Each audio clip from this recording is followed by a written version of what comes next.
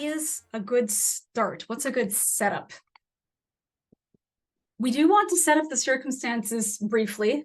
It's useful to know what normal looks like.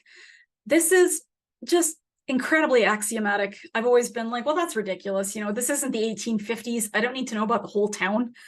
But it is helpful for the reader to have at least a little bit to orient to, the time, the place, the genre, the tone, and the voice.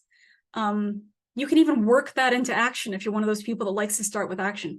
And the goal of, that setup, the job of that component is that helps us know when something changes, and it helps us know why the change is significant or meaningful.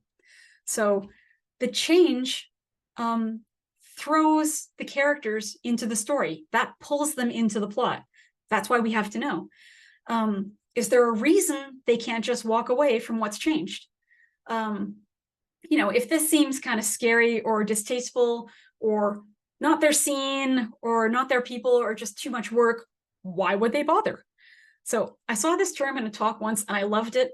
What's the cauldron? This is a good place to set that up.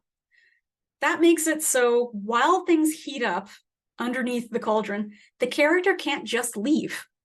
They can't just go, ooh, well, this seems like a bad scene, I'm out, because then you have no story. So for example, in Star Wars, A New Hope, Luke doesn't really want to go with Ben Kenobi. However, the Empire kills his aunt and uncle and destroys the farm. So this forms part of the cauldron. His goal is now to get revenge on the Empire. The consequence is that if he doesn't, they might kill him. So the reason he doesn't walk away, so part of the walls of the cauldron, is that he's got nowhere to go now.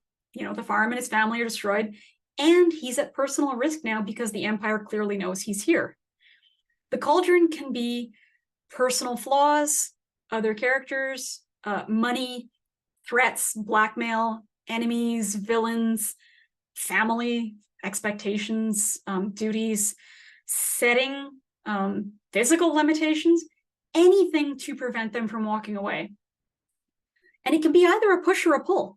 So something they fear happening to them or something they want to happen. And it can be created by themselves or by external circumstances. But the walls of the cauldron have to be high and curved. It has to be really hard to escape the plot. And the reader has to think, that's a reasonable thing to do, instead of, why wouldn't they just leave?